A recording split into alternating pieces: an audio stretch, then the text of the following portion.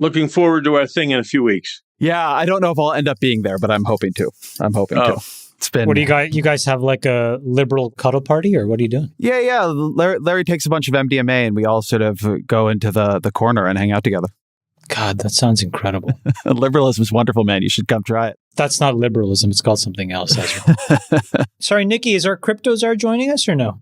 He's, I'm talking to now. It looks like he is. Oh, zing. This is going to be great. This would be like ratings bonanza. All right, we do have David Sachs here. David, make sure you have a quick time on. Look at Saxy Poo, looking so presidential. He looks thin, doesn't he? Oh, he looks fabulous. All right, here we go. 3, 2. Let your winners ride. Rain Man David Sachs. And instead, we open source it to the fans, and they've just gone crazy with it. Love you, Wesley. Queen of Quinoa. All right, everybody, welcome back to the #1 podcast in the world. I'm your host, Jason Calacanis, with my besties, Chamath Palihapitiya, our chairman dictator, and live from, well, the administration, Mr. David Sachs, our czar for AI and crypto. And amazingly, two fantastic guests this week. We have New York Times writer and host of the Ezra Klein podcast. He's got a new book with Derek Thompson, Abundance, and he co-founded Vox in 2014. And he's our guest here today before Trump ships him to El Salvador. Please welcome Ezra Klein. How are you, sir? Glad to be here in my final hours of freedom. Okay, great. Good to be here. Sorry, Sachs. And with us, of course, Larry Summers, economist, former Treasury Secretary under Clinton, former director of the National Economic Council under Obama, and the president of Harvard from 2001 to 2006. Thanks for coming, Larry. Good to be with you. Okay, we have a lot to get to here, so we might as well talk about the big news of tariffs. It's day 80 of the Trump presidency, a second presidency, his second term, and Trump tweeted that he paused tariffs for everyone but China on Wednesday. Basically, let me just cue up the details, Larry, and then we'll get your take on all of this. Just 1 week after Liberation Day, Trump announced on Truth Social that, in effect, he was raising tariffs against China 125% based on their lack of respect, quote unquote, instead of negotiating, and that he was pausing reciprocal tariffs on all other countries for 90 days.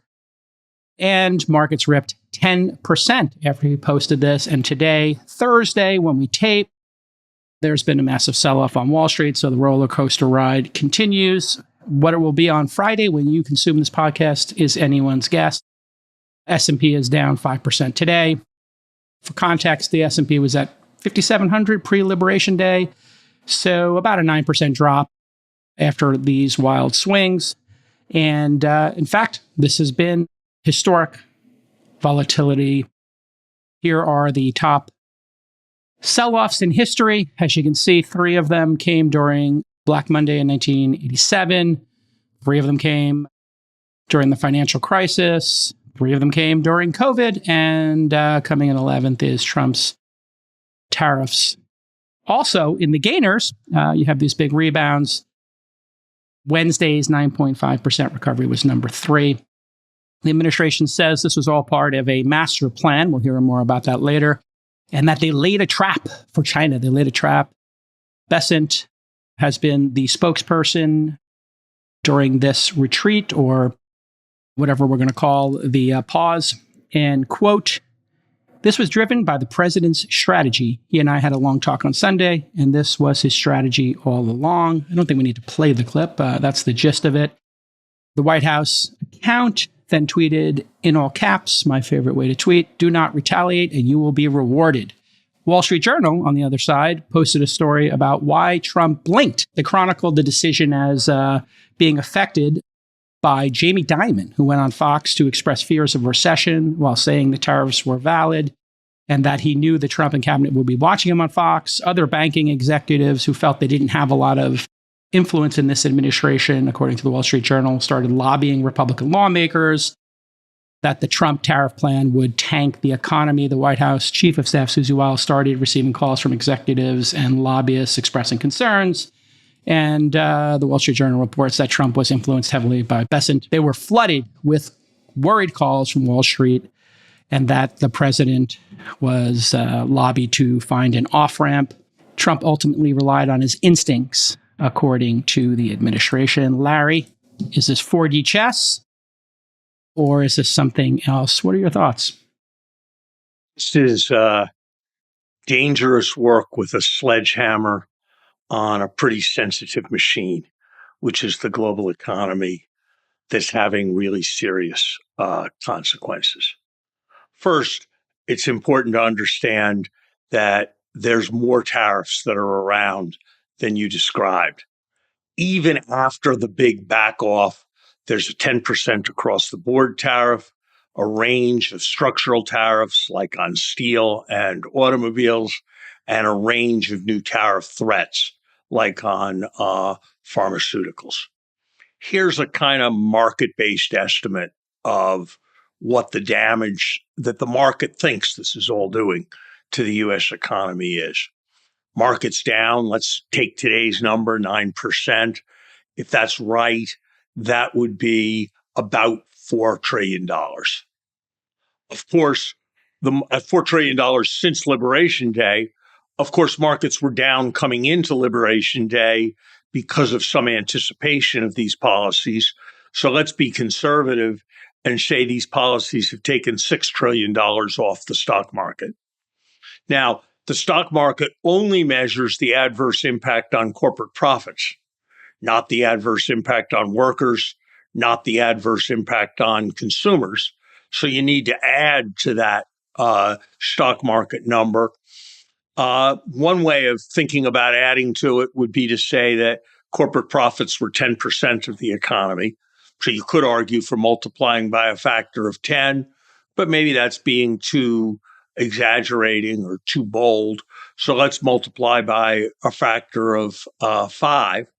And what you get is a loss in the $30 trillion range as the present value as estimated by markets of what's being done. Now, I know the Trump administration sometimes likes to say it's working for Main Street, not Wall Street.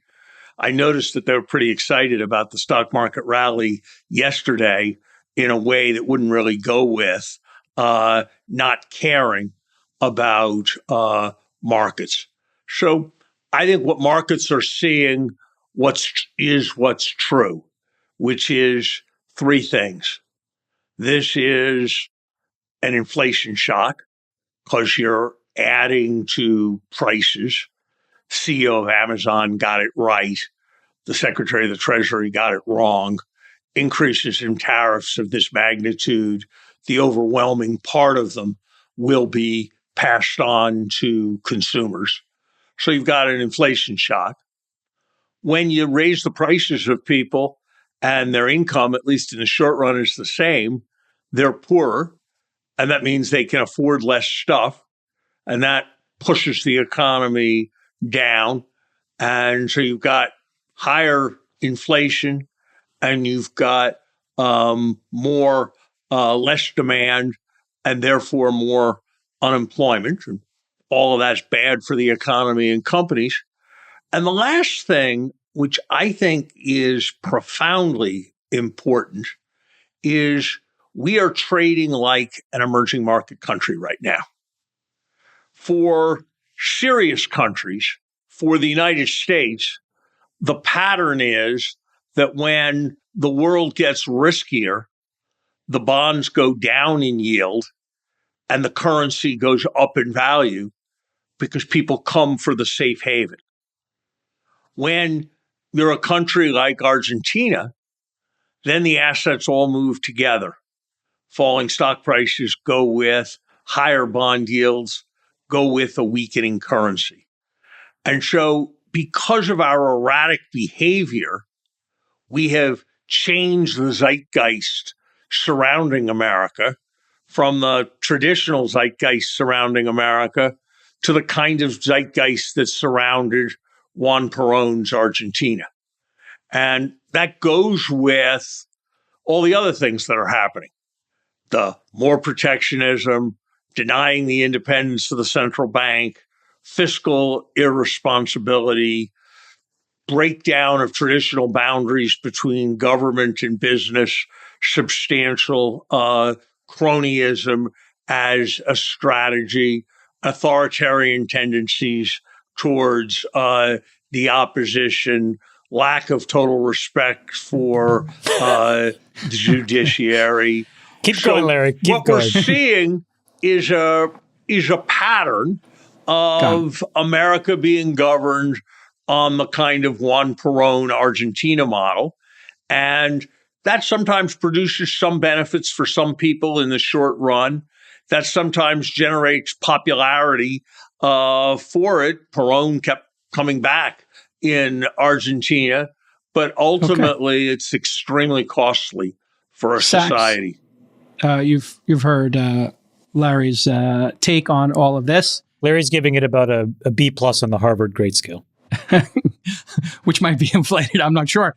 Sachs, obviously in the administration, you cover two things, AI and, of course, crypto.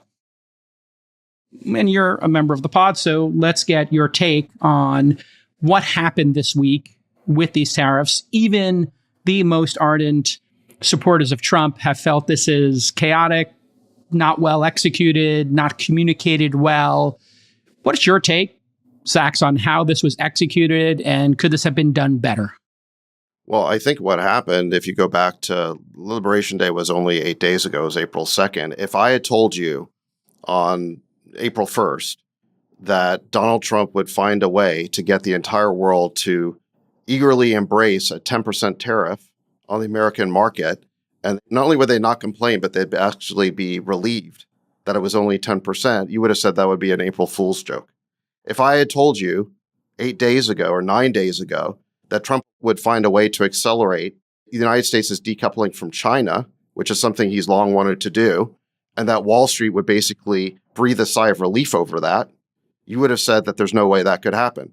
If I had told you 8 or 9 days ago that President Trump figured out a way to assert a presidential power in a way that gives America extraordinary leverage over virtually every country in the world, you would have said, well, I don't believe it. I don't, what is that power? And he proceeded to do that. And now basically every country in the world, except for China, is coming to Washington seeking to negotiate a new trade deal for the United States on better terms for the U.S.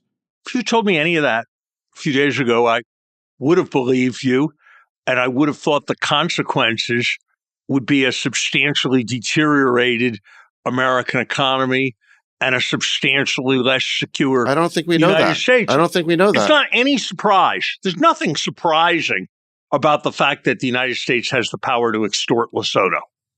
It's just, and that's the country that was singled out in the Trump formula for the highest level of protection. There is no surprise in that. There is no surprise that That's the not who's United coming States to Washington has the right capacity now. to isolate itself That's not from who's China. coming to Washington right now. It will be Larry. very, very costly. Japan's coming to Washington. South Korea is coming to Washington. Everybody's going to try to cut a Everyone's deal. going to come to but that Washington. It never would have occurred to anyone with experience in government that the United States would have any difficulty getting any major country to come send a representative to the United States to have a discussion and a negotiation with the United States on a matter that was of concern to the United States. Larry, why never didn't they? could possibly have come as any Okay, surprise. let me let Sachs reply to that, and then Ezra, I'm going to bring you in. Sachs, go ahead, you reply.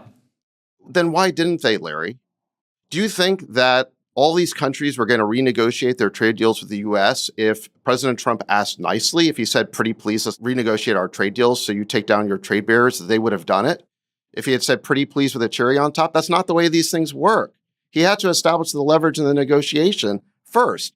And the fact of the matter is he's the first president in decades who's been willing to do that. You don't get anywhere by just asking nicely.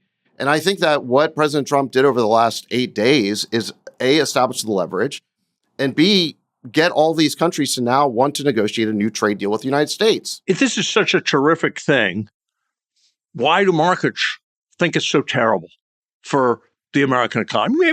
Maybe the market's just completely wrong, but at least another possibility is the question that is, the what does market's the- judging this, that the market, job of markets is to look forward. It's to look past the immediate. It's to see what the long-run consequences are going to be. And markets are making a pretty devastatingly negative judgment. Not true. Not true. Larry, that's not true. That feels emotional and nice, but it's just not accurate. So let's just establish a couple facts about, quote unquote, the markets. Number one, there are two markets and they behave totally differently and sometimes inversely to each other. There's the stock market and there's the bond market. With respect to the stock market, what they are debating, and you're right, Larry, is what is the effective long-term rate of return a dollar needs to generate in order to pay me back that dollar. That is what the fundamental stock market does. And what we've seen for many years with trade imbalances, trade deficits, and close to zero interest rates, of which more of that happened under Democrats and Republicans, we have allowed the stock market to inflate past historical averages. What we've actually seen happen in the last week is what most people would call mean reversion. The stock market is still way above where it was last year, 2 years ago, 3 years ago. What has happened is that the forward multiples have compressed. So that's number one. That's a fact. You can debate whether that's bad or good, and I'm willing to debate that with you. Okay, now let's go to bonds. Yeah. And then with respect to bonds, what we are seeing now is there are two very complicated issues. And we don't know what the unknown known is. And let me be very specific. In the last 2 days, we saw one part of the bond market totally get out of whack. And what we know is that the yields changed materially in a very acute way, which is atypical of how the bond market typically digests a philosophical change in approach to policy. Normally, when you see an acute reaction in the bond market, the underlying reason tends to be some financial calamity in a participant. What we heard in the last 24 hours is a lot of this move may have been attributed to an enormous levered bet on U.S. Treasuries by a Japanese hedge fund. It will take 3 and 4 and 5 and 6 weeks for us to really know. Separately, what we do know, though, where the structural complexity of the market, and this is where, Larry, I agree with you, is acute and important to observe, is in the credit markets for private companies. And that is where you have to pay a lot of attention. Okay, Larry, let me let you respond to Chamath's response to you. And then Ezra, I promise you're going to come in next. Larry, go ahead. Chamath, as you well know, the vast majority of financial thinking emphasizes changes in the earnings prospects of companies associated with the strength of the economy as a major source of stock market fluctuations. And if you look at dividend strips, if you look at what's happening to analyst revisions, that's got a lot to do. Negative prospects for the economy has a lot to do with why the economy, why the stock market has turned downwards. The foreign exchange market's very big, and it's a big referendum on whether people have confidence in the United States. And somehow tariffs reduce imports, are supposed to reduce dollar selling and make the currency go up. And not only is the currency not going up, it's going down substantially. So we're seeing a pattern. Maybe it's all just due to one Japanese hedge fund, but maybe we're seeing a pattern if it's 3 days that really looks pretty much like the Argentine pattern. Ezra, you are hearing this debate. I think there's no debate that this was done in a very extreme fashion at a minimum. Do you wonder if this could have been done in a more gradual or thoughtful way? What's your take on the execution here by the administration of these tariffs and their response to the markets? I can't say I wonder if it could have been done in a more gradual and thoughtful way. It could have. I defer to Larry on the markets. I'm more of a connoisseur of arguments, and something I've been thinking about over the past very long 8 days is covering the 2024 election and covering Donald Trump's tariff promises. And it was a thing that liberals like me were doing, where we would do these shows and say, Donald Trump is promising a 10% to 20% global tariff and then a 65% tariff on China. And if he does that, it'll have this set of effects, higher prices, it'll create financial uncertainty, etc. And what I would be told, like the counter argument, was, oh, you libs. You always take him literally when you should be taking him seriously. I had Vivek Ramaswamy on my show. He said, he's not going to do that. That's just a negotiating ploy. And this was the common line from Trump allies on Wall Street. And then I watched as he began doing not just that, but layering a series of them bilateral tariffs on top of that plan. The markets began freaking out. While they were freaking out, a bunch of his defenders said, no, actually, these tariffs, which we told you were never going to happen, are actually a great idea. We need to reset the entire global financial system, and you can't shift those tectonic plates without creating a few earthquakes. Then, the moment the tariffs paused, or the 90-day pause on the tariffs on top of the 10% and the China tariff, then I heard, nope, that pause is genius. Haven't you read The Art of the Deal? And what I would observe from this is it usually when an idea is good, you don't need people jumping back and forth on it so often, going between these tariffs are a bad idea, but they're a smart negotiating ploy, to these tariffs plus are an actually great idea, and you should all calm down. As Trump said, you should all be cool. Back to no, these tariffs are a great idea. I think something I'd love to hear from David. It's very hard to break the pattern of being a podcast host. I would like to hear what the measure of success in 2 years is. Right? We can sit here and speculate about the effect of these, and I'm much more on Larry's side than what I'm hearing from Chamath and David.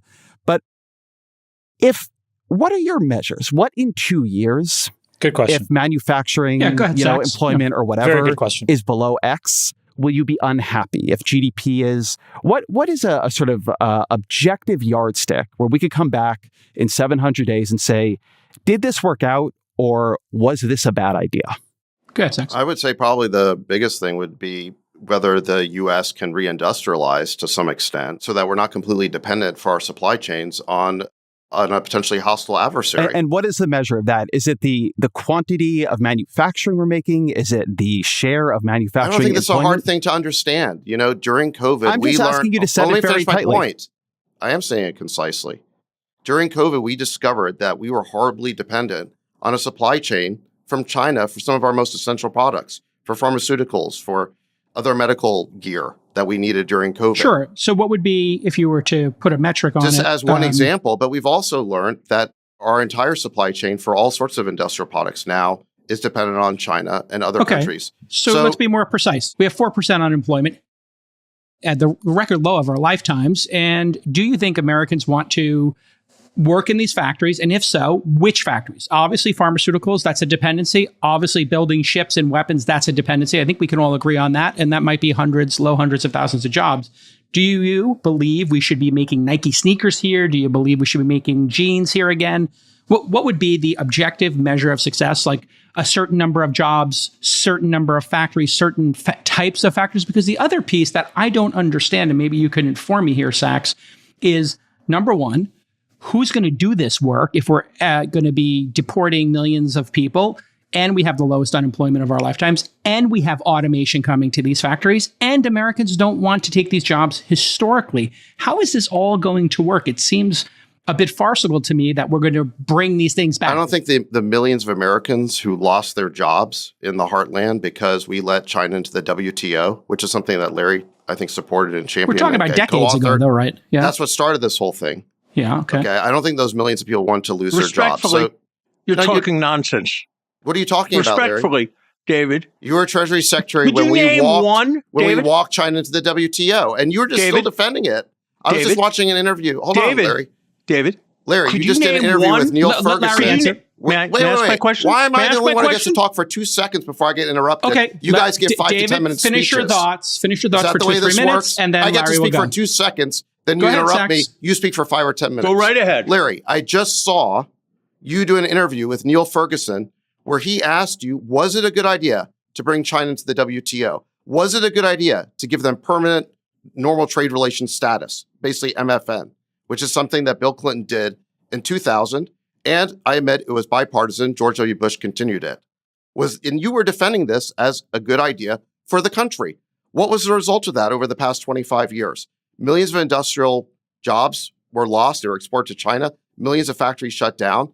The United States has a diminished and hollowed out industrial base. We certainly can't make the products of the future, like drones or semiconductors. Jason, just to answer your question, yeah, obviously, some industries are more strategic than others. Do I personally care about sneakers or textiles? No, I personally don't. Do I care about semiconductors? Absolutely. Do I care about circuit boards? Do I care about drones? Do I care about robots? Do I care about EVs and cars? Absolutely. Okay. Those David, industries, we are no longer in a position. David? We are no longer in a position as a country to make those products because we exported our entire supply chain and manufacturing base to China. David, I have three so how questions. is that a good idea, Larry? Okay, David, Larry, I have you three go, questions and then for you. Ezra, I'll go back to you and Shimon. Go ahead, I have Larry. three questions for you. One, can you name a single trade barrier that was reduced by the United States associated with China accession? A single restriction that existed in the United States that had not been in place for 5 years before that we removed during China's WTO accession. Can you name one? I don't think we should have done any of it, Larry. We threw open our markets to Chinese goods. What restriction? Your thesis is that we threw open the market and therefore we exposed ourselves to all of this China thing. And question I'm asking you is, can you name any restriction on Chinese exports to the United States that was in effect in 1999 and was removed by our WTO accession in 2000? Can you name any such restriction? Just name Larry, one this for was me. a policy that built up over time and was basically made permanent. Hold on. It was made permanent when we walked China to the WTO and gave them MFN status. I'm sorry, David. I'll ask the question one more time. We had given them MFN status 15 years before. No one, they had MFN status. They had it for 15 years. There was not a single reduction in a barrier to Chinese trade. So the way in which you're describing it is just bears no resemblance to what it was. Why was it necessary to bring happened. them into the WTO? What was the point of bringing them into the WTO? The point of bringing them into the WTO was to use the leverage that we had to win a whole variety of concessions that enabled us to Larry, let's be export honest. more to China. This You is know, an it's an interesting extraordinary idea. rewriting It's of called history, Larry. reciprocity. This is an extraordinary Let's rewriting be of on the history. history here. Larry, let's move forward. I want to You're respond to denying this. history. You're You're totally denying denying history. All right, listen. This was a bad deal. Hold on a second. Let's go back to this. Just a minute. I just want to know that the whole argument you are making is about increased exports to the United States that had bad consequences. And so I'm just going to keep asking you, what barrier that previously existed Okay, I'll name them. I'll name them. Go ahead, Jamal. Yeah, let me get Number you one. this. Prior to the WTO, China imposed a bunch of export duties and taxes on a whole bunch of goods to control outflow. Okay, that prioritized domestic supply. As part of coming into the WTO, China said, hey, hold on, we'll limit these export duties to only a specific set of products. And then they capped those duties at agreed rates. Number two, they eliminated export quotas. They historically had export quotas to manage the volume of goods. Under that WTO commitment, they agreed to phase out all those quantitative restrictions on exports, except where explicitly justified under WTO. Number three, they removed the export licensing restrictions. Number four, they ended state trading monopolies for exports. Number five, they liberalized foreign trade rights. The point is, people thought that China was going to be a honeypot of economic activity, and it turned out to be a sucking sound, a grand sucking sound of opportunity where the globalist corporations saw a massive labor arbitrage. So it's fair to say that it was done with the best of intentions, but it was a bad deal.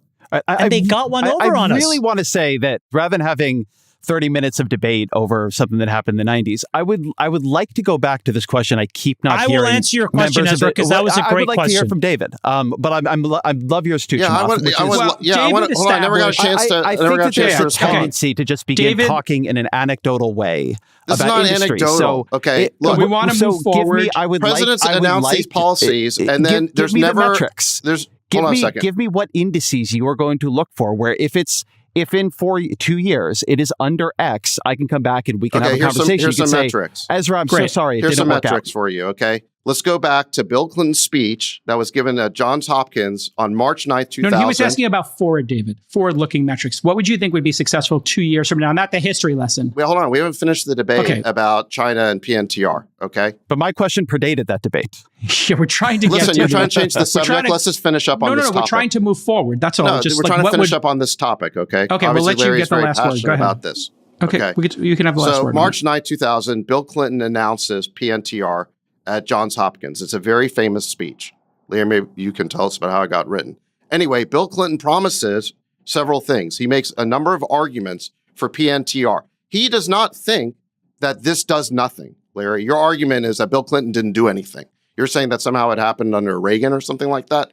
That's not what Bill Clinton was arguing. He said, number one, there'd be huge economic benefits for the U.S. He says, quote, by this agreement, we will increase exports of American products. He means to China.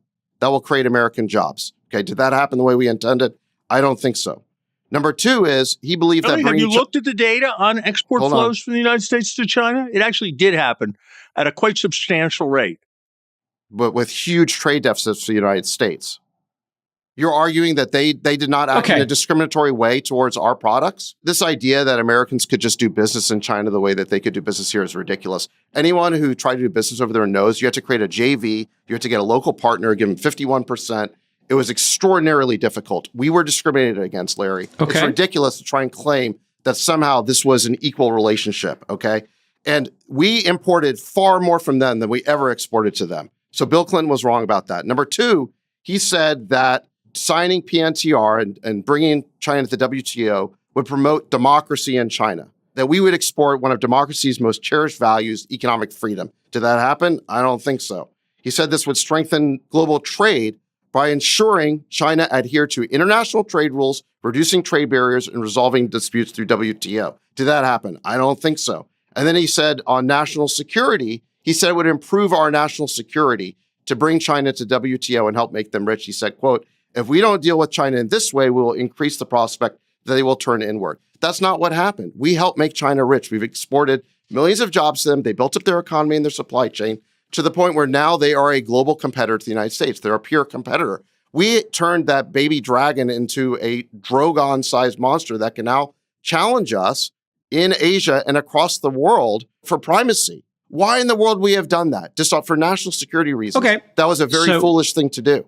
Okay. So, Larry, I guess I have to let you maybe self-grade. How did you guys do? Is there any regrets, as Sachs is pointing out there? Obviously, China has not magically become a democracy, but I guess you could argue they do have a middle class now. We haven't gone to war with them, so I guess you could argue that this has been good for relations. But to Sachs's point, they are incredibly powerful and they are our top adversary. How would you grade the history of this so we can move forward? China was a surging, growing, reforming economy, growing at double-digit rates. That it was before there was any WTO agreement. The WTO agreement did not change a single rule that represented a U.S. restriction on imports from China. It did change a variety of rules, not as far as I would have liked, that let the United States export more to China and that protected United States intellectual property in China and that brought China more closely into the international system. You need a counterfactual for what would have happened if China had been excluded from the World Trade Organization. That counterfactual is not that they would not have sold goods to the United States. That principle had already been crossed 15 years before. Not a single restriction was reduced. So, but look, Larry, anything you would have done differently? I just don't get. I don't get the whole mindset here. I understand that we should have done more as a country for the Rust Belt and invested in it much more heavily. If I was worried about dependence and strategic and all that, the last policy I would have wanted to abolish was the CHIPS Act. Mm-hmm. That's the largest, boldest thing the United States has ever done to avoid dependence in a national security area. Great. And let me bring Chamath the in. Trump administration has killed all of that. Chamath, you heard Ezra's original question and the history here from Larry and David. Looking at, there are some industries that we need strategically, pharma, military, cars. These are fairly obvious. Rare earth minerals are obvious. But we also have the lowest unemployment of our lifetimes. And Americans probably don't want to work in factories en masse. What is your take on going forward, some metrics that this administration should, not Sachs is saying this, you're saying it. What would you measure this success as in terms of onshoring and reducing dependencies if, to Ezra's point, 2 years from now, we were to grade it? Give us some specifics here, Chamath. There is a major issue that the United States has that's much bigger than China, which can be framed in the lens of resiliency and the ability to fend for ourselves. There are supply chains that have many single points of failure. And independent of whichever country that single point of failure exists, it could be an ally, or it could be a foe, or it could be a frenemy, that creates risk.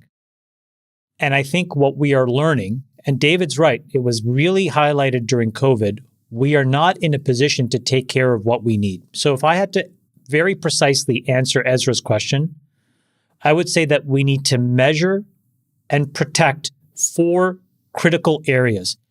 Everything else, I think we can deal with, some inefficiency, some single points of failure. But the following 4 areas, Ezra, I would say are sacrosanct.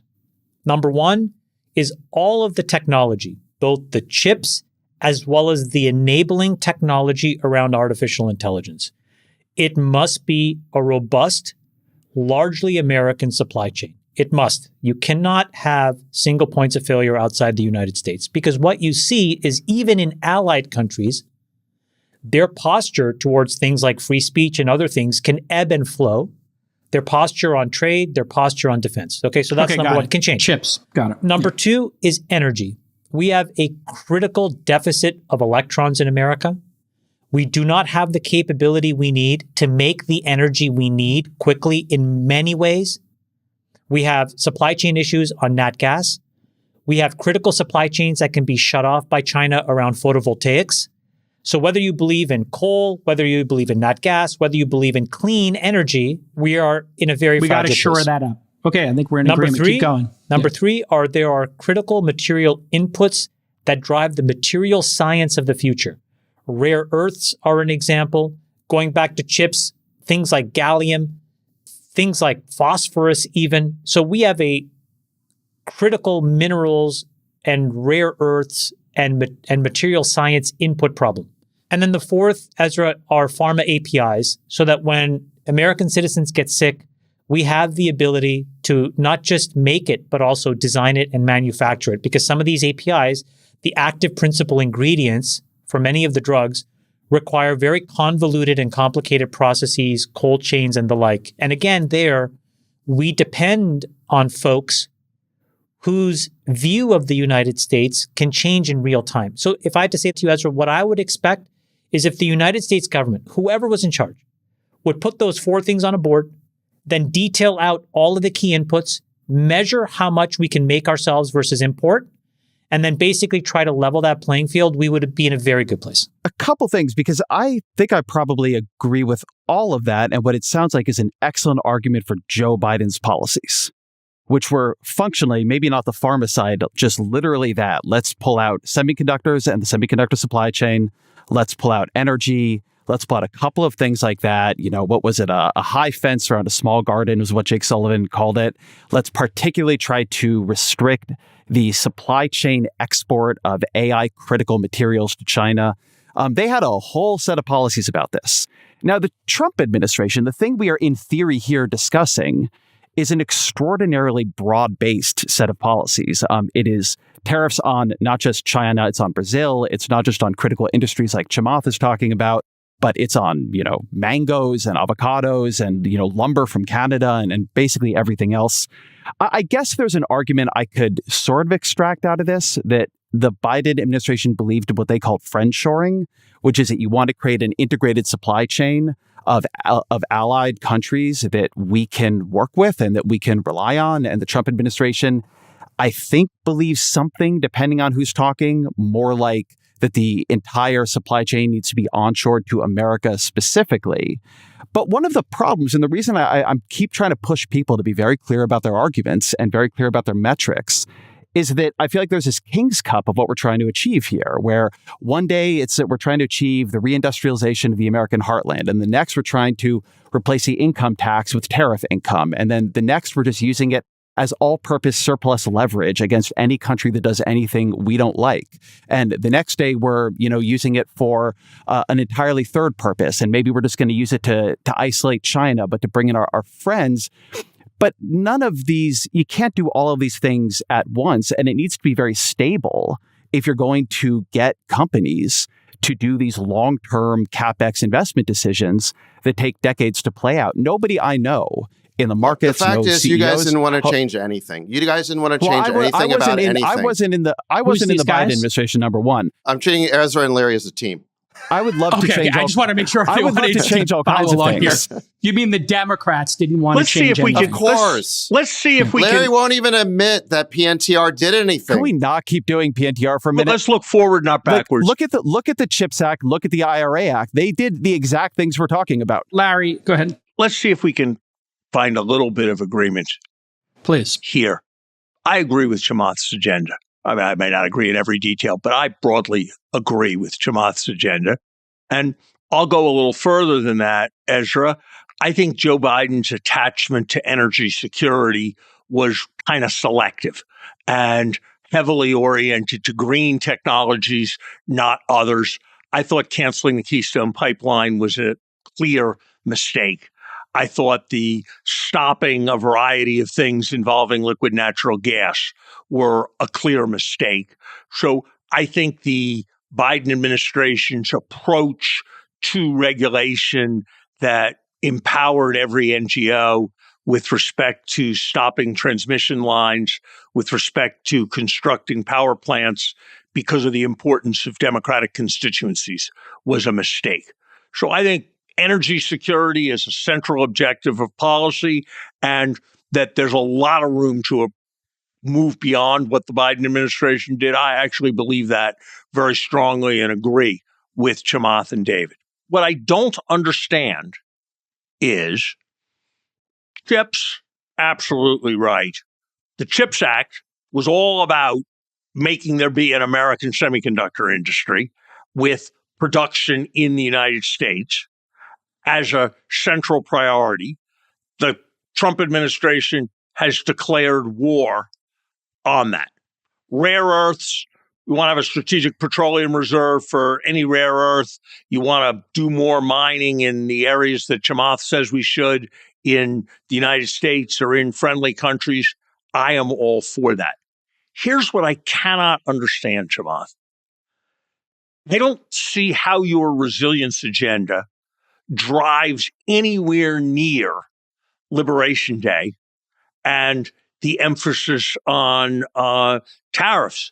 It drives towards a set of specific industrial policies, perhaps including tariffs in some particular product areas.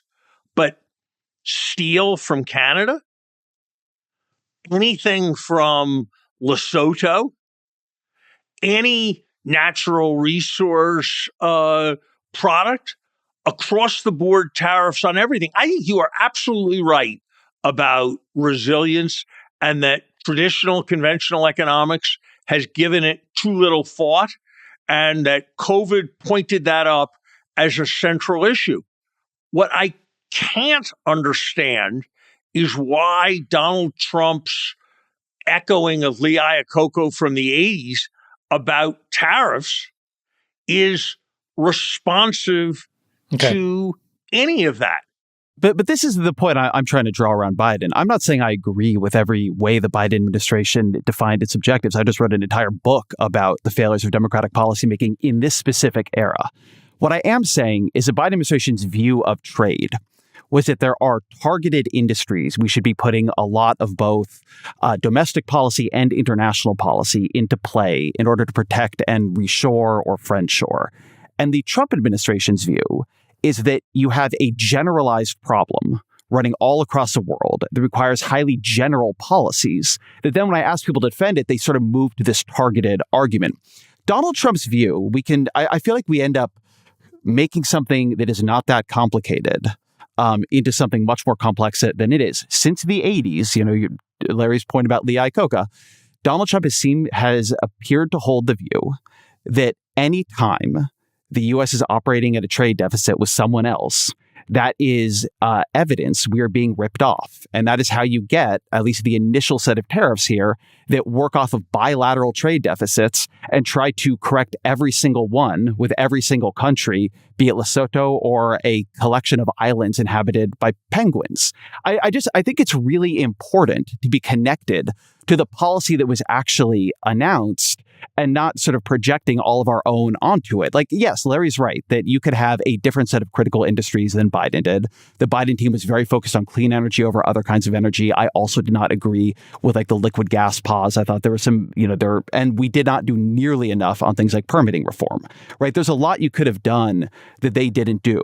But if what you have in your head is a targeted idea of reshoring specific industries or nearshoring or friendshoring or whatever, which is kind of what I'm hearing from a number of people on this call, then it seems like you would want targeted policies. And what we have is not targeted policies. It's broad-based policies, a 90-day pause on larger broad-based policies, and a huge trade war with China. I would like to hear a defense from somebody. I'll give it to you. Ezra and I agree, specific policies. I'd like somebody to explain to me why it's a remotely sensible theory to say that the United States is being exploited by any country where the overall pattern of trade is such that we are running a trade deficit. And maybe in the process, you could explain to me why my grocery store is exploiting me because I'm running a massive trade deficit with them. Okay, trade deficit, Chamath or Sachs, who wants to take it? I can start, then maybe Sachs can. So let me actually start by giving some credit to where Biden did do a few things right, just in the spirit of finding some common ground.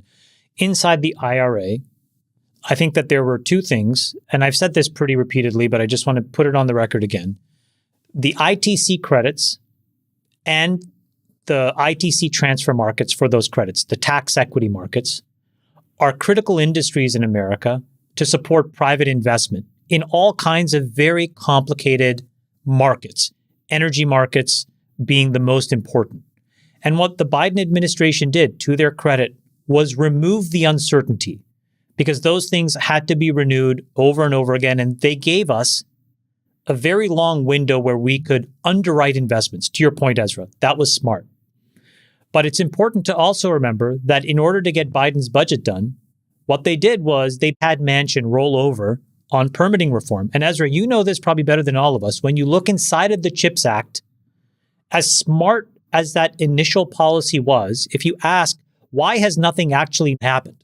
Why have no fabs actually been built other than grandiose statements? The answer is that, which you speak to in your book. It's just this complete malaise and inability to actually get these things permitted and turned on, even when it's right. So I just want to acknowledge that that's there. So Larry, very, very importantly to your question, the thing that we have to acknowledge is that in certain countries, what you have is a very blurry line between private and public industry. And they have this very tight coupling. And again, I hate to go back to China, but it is the best example of this, where what do they have? Choose one other country just for the sake of it. We can use Korea, we can use Japan, we can use Germany, okay? There are instances where the government balance sheets support private industry. They can support them in three different ways. Number one is the tax credits that they can use, the subsidies that they can use to build the things that they need. Number two is how then they can support that in the active selling and engagement in public spot markets to shape the demand curve of the things that are made. And then number 3 is the taxation on the back end, the terms of repayment and the capital cycle. Those are things that in the United States, we overwhelmingly turn the responsibility over to the private markets to do. We are the cleanest, the purest form of capitalism in that sense. But many other countries are shades of this. And again, let's not talk about China, which is at the... So Larry, hold on a second. So Larry, so what you have is, how do you defend dumping? How do you defend that? How do you defend spot market manipulation that drives American companies out of business? How do you fight that? And I think... Here's the problem. If President Trump had announced a big broadening of anti-dumping law to confront a variety of instances of what the administration, after careful economic analysis, saw as inappropriate subsidy, I might or might not have thought that they were doing that in the right way, but we wouldn't be having this argument. The front pages would not be about tariff policy day after day, and the stock market would not be down by $5 trillion. The central thing we are discussing is not whether there are sensible modifications to trade policy to respond to bad practices in other countries or to promote resilience. Those are technical debates that, frankly, aren't that interesting to a large number of people. The question is whether declaring that we need a whole new era of U.S. economic policy around universal tariffs against everything is a rational step forward, or and what I would say, bilateral trade surpluses as a judge. Now we're talking about the Monte Carlo simulation of how to achieve the outcome. And what I am saying is, there is, just as much as you and I want to guess, the fundamental and honest answer is none of us know. The people in the White House, what they know, they will share a little bit at a time. Because the reality is, if what you wanted was a white paper, or if what you wanted was paint by numbers, I think back to David's point, all that would do is just take any leverage that they had and give people the opportunity to shape their response. And I think in traditional game theory, and again, in traditional game theory, I think the right thing to do is, when you're playing poker, you play street by street. What's the flop? Make a set of actions. What's the turn? Make a set of actions. What's the river? Make a set of actions. And I think if you're going to play to win, this is what they should do. Keep their cards very, very close to the vest. Realize that you can't necessarily surgically go and attack the lithium market first, then the rare earth market second, because it all goes back to the same balance sheet. It's the same actor over and over. I think there's a useful analogy to draw here. I think a lot about an article Mark Danner wrote in the New York Review of Books many years ago about the Iraq War. And it's an article that is stuck in my mind forever, because what he says about it is that one of the difficulties of the politics of the Iraq War is there was no one war. There was everybody's private war that they were projecting on to the Bush administration. You had the liberal humanitarian vision of why we were going to war and what that war would look like. You had a realist vision for it. You had a vision that was more about weapons of mass destruction and keeping the homeland safe from terrorism. You had people believe there was an Iraq-Al-Qaeda connection. There were really dozens of these, which is how you got as broad a coalition behind as bad a policy as that together, because everybody said, you know, they're being a little bit vague about what's really going on here and why we're really doing this. But I bet you, if you go into their heart of hearts, what they want is the thing I want, even though the policy doesn't quite match what policy you would get from starting from my premises. And that's really what I hear here. I hear it on this show, but I hear it in general in the discussion around this, that there are a lot of different objectives being projected onto Donald Trump and his trade war. The objectives do not fit the policies we're seeing. The objectives are not stably articulated by Donald Trump or the people around him, nor is any specific objective being articulated in a stable way without contradicting objectives also being articulated at the same time.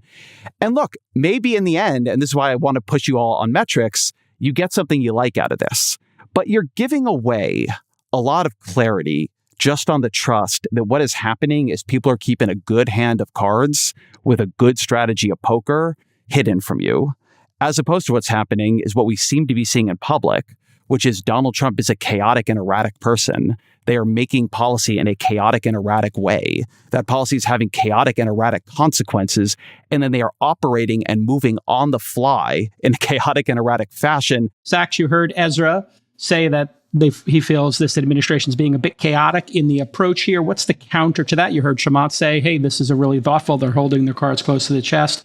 Maybe you could clarify what your position is. Is this too chaotic? Or is this crazy like a fox? What I'm hearing is a bunch of process objections to Trump's policy, and I'm hearing a bunch of nitpicking. What about Lesotho or whatever? Okay.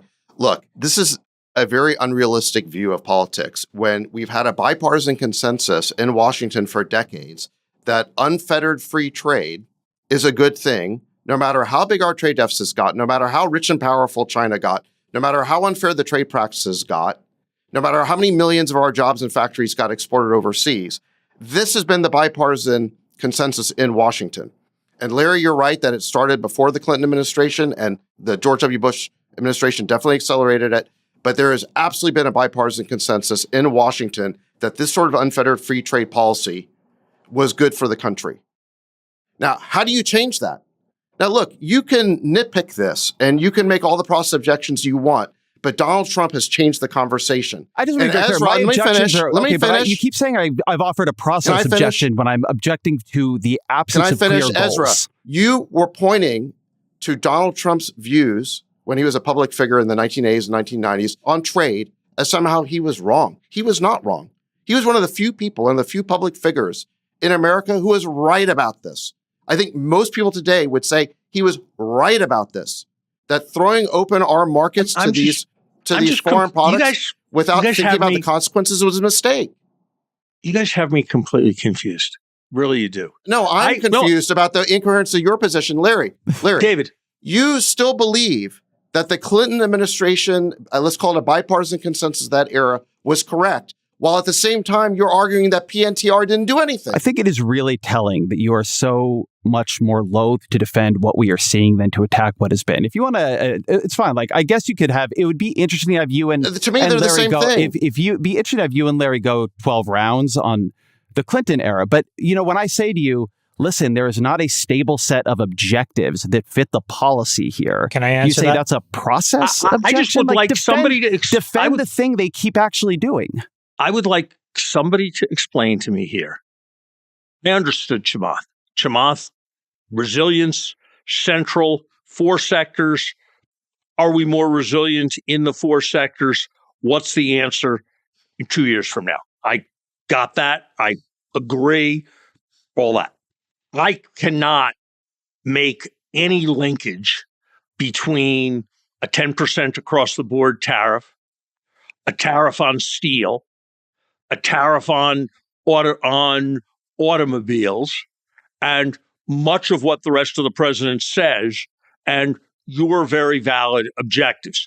I hear David give you that. This free trade has destroyed America and we're going to undo that, and eviscerated the heartland, all this stuff. Give it to you. And I just want to understand how we'll know whether we have fixed it. Okay, look. Well, I can answer this too. Go ahead, David. All right, look, Larry and Ezra, welcome to a political coalition. Different people have different objectives, just like different people had different objectives for the policy that we had in place 25 years ago. Okay? There are some people who think that we should have an across-the-board 10% tariff to raise revenue because the country needs revenue, and that would be a better way to raise revenue than to, say, have income taxes or capital gains taxes. Stan Druckenmiller, who's not a fan of tariffs, nonetheless said that he would support a 10% tariff, no more than 10, but up to 10, as a way to raise revenue. Okay, that's his point of view. There are other people, and I would say I'm more someone who thinks about the geopolitical consequences of this, who think it was a huge mistake to throw open our markets to Chinese products, basically feeding their economy to the point where they could become a pure competitor of the United States and threaten the U.S. world order. There are different people. Hold on, there's different people with different objectives. One more time, because you are just not speaking truth. How am I not speaking truth? I want to know one restriction that the United States had on Chinese products that was changed in the year 2000. You've said 7 times, throw open our market to Chinese products. I want to know one example in which the United States opened its market in 1999 or 2000. The point of PNTR. Well, can you name one product where restrictions were reduced? Okay, David, name it. Listen, you're mischaracterizing what PNTR did. We can play this like a grok game if you want. People can go ahead and grok this question and they'll get this answer. Look, the answer is that before PNTR, China was granted MFN on a year-by-year basis by Congress, correct? PNTR made it permanent. What does that do? It created a permanent new framework for trade relations between the United States and China. So it created permanence and it created a certain expectation. What did that enable? Massive investment by U.S. companies in China. So all the bean counters from McKinsey started talking about outsourcing and just-in-time manufacturing. They started moving the factories over there in a much greater way. You know, the Mitt Romneys and private equity. Hold on a second, let me finish. We just the Mitt Romneys and private equity said, this is a great idea. Let's move all of our manufacturing. Could we agree that whether or not it was the WTO Hold on, the bankers on Wall Street got to financialize and securitize all sorts of new products, okay? That was the result of PNTR. The thing we have to decide really right now as a country is if the thing that you all are trying to replace us with is better, right? If it will work. And so I want to go back to what you said a minute ago, David, when you're like, welcome to political coalitions.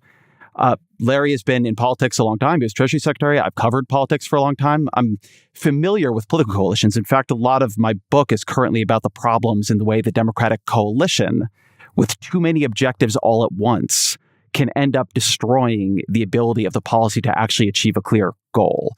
So this is precisely the non-procedural objection I am bringing here. This is why I think it is dangerous to be treating an upheaval of the entire global financial system without a clearly defined objective that is connected to a policy. And so the question is, if the idea is that there are all these different players here who have all these different policy objectives that would connect to all these different policies, and everybody's getting a little bit of them, and Trump is kind of flipping back and forth through different versions of them, you could end up, despite, yes, whatever mistakes were made in the free trade consensus, which I do agree that we had, you could end up with a bad next, not even consensus, just a bad next policy. An unclear coalition that is fighting with itself and is making policy without a strong process can create not like nitpicky procedural problems, but actual damage and disasters. Chamath, let's try to look forward here. This obviously has been a cataclysmic, chaotic, intense, whatever descriptor you want to use of the past week. Productive. Sure.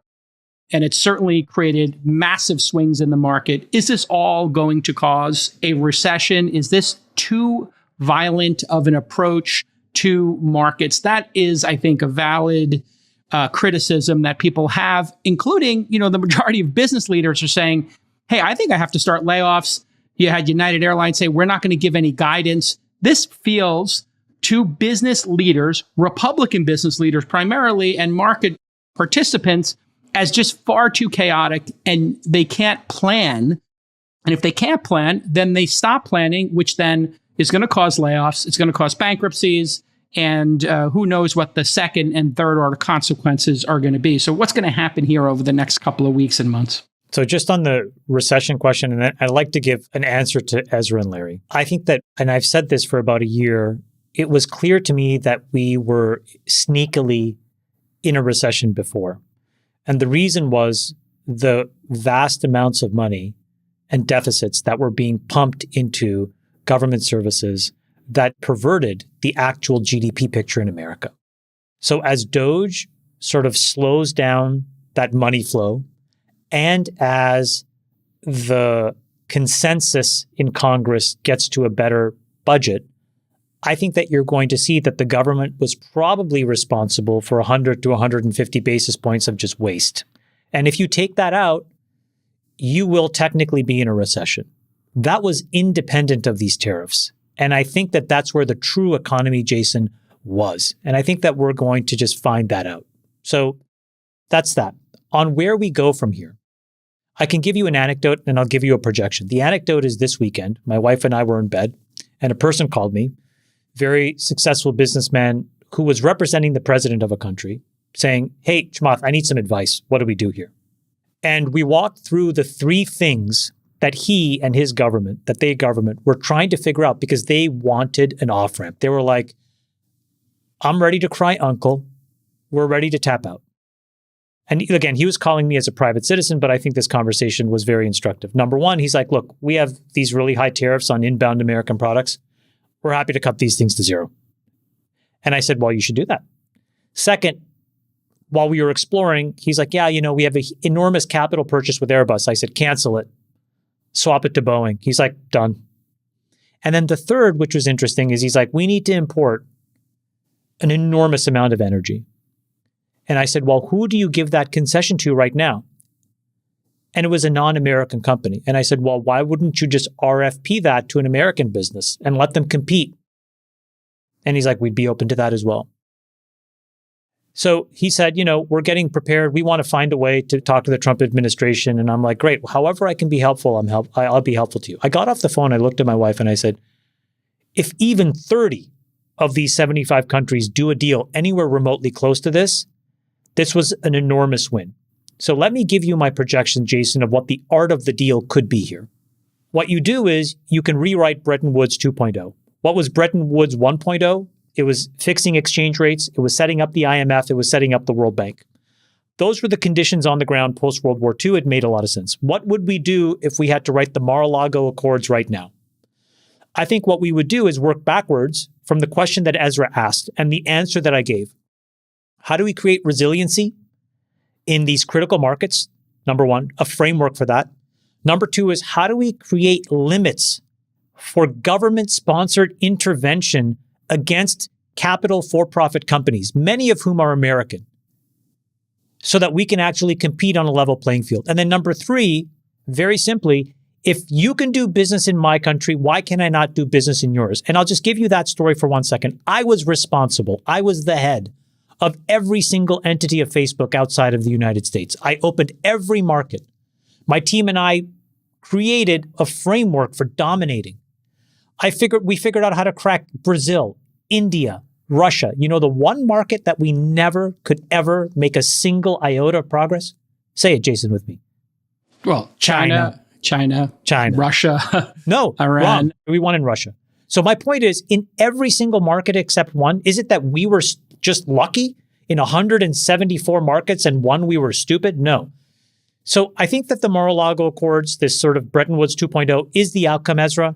It will basically use tariffs as a way to get these governments to a table and allow us to negotiate a much fairer economic quid pro quo. Here's my concern with this theory. I want to leave out, I'll leave the sort of question of what the real economy looked like to Larry. This world in which what is happening is a business leader who represents a country is calling you and saying, okay, what do we need to do to deal? Right? They're coming to Donald Trump, and they are going to come to Donald Trump. As Larry said earlier, there's no doubt that the U.S. economic leverage is enormous. And virtually every country faced with our might is going to try to cut a deal with us. But then there's a call they're not making to you, that they're making to someone else, which is we have allowed, or we have approached the U.S. as a functionally benign partner for a very long time. And now they're becoming a dangerous partner. They are very, very strong, and they will use that strength to crush countries smaller than them when it suits the whims of a personalist regime run by a person who his feelings, even about people that the U.S. or countries the U.S. traditionally considered allies, like Canada or much of Europe, change. And so, yes, on the one hand, for the next year or two, we want to avoid getting a big tariff slapped on us. And so we got to figure out, what is it that if we offer it to Donald Trump, he will say to himself, that was enough of a give that, I can move on to someone else. I can make them the focus of my ire. And on the other hand, they're going to begin to build fortresses and deals and partnerships and approaches that make sure they are less exposed to our ability to wield this power against them in the future. But before I came on the show, I had gone on X and I saw a clip of you going around where you're saying that one of the problems with the Biden administration was that you couldn't get anybody on the phone. And in the Trump administration, you make the call, the deputy chief of staff picks up, you say, hey, I need you to talk to this company. I work with them. They're freaking out about the tariffs. The deputy chief of staff calls the company. They work something out. No, not that they work something out. They listen. They listen. This world in which we are doing the deal making by individual relationships, by who can get their calls answered, not by rules that feel clear and stable. That's how the Biden. No, but that's how the Biden administration worked, listen to that Ezra. clip. That's not what Chamath said. And that's not what I said. Well, Chamath, Ezra, you're trying to make it sound like corruption. Hold on. Ezra and Biden, it was George Clooney that was making the call. Who cares what George Clooney thinks? Didn't you just say on... I was very, very critical of Biden running again. I saw that clip, Ezra, and what Chamath said... Hold on. What Chamath said is simply that the White House listens when he calls. Whereas he couldn't get his calls returned by the Obama administration. Great. I think we're actually not saying something all that different here. You made it sound like corruption. I actually do think what Trump is working through is deal by deal patronage based on how he sees the company. The other country. That's not what happened. Ezra, can I just make sure that this is clear to you? This is a 150-year-old American business. I have no interest in that company except a friendship. These are Americans hiring Americans trying to compete with China who were very negatively affected. And all I said was, why don't you have a chance to explain what's happening on the ground? My point that I was trying to make, and maybe I didn't make it clear enough, so let me set the record straight. The Trump administration, what I have seen as a businessman, is willing to hear the conditions on the ground.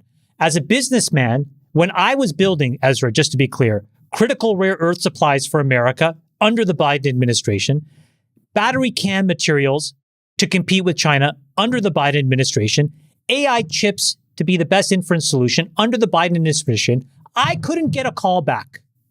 That's just the facts. Not because I wanted anything, just to tell them what was going on. So fair enough. That is insane. Okay, fair enough. I am not telling you that the Biden administration should have returned your calls.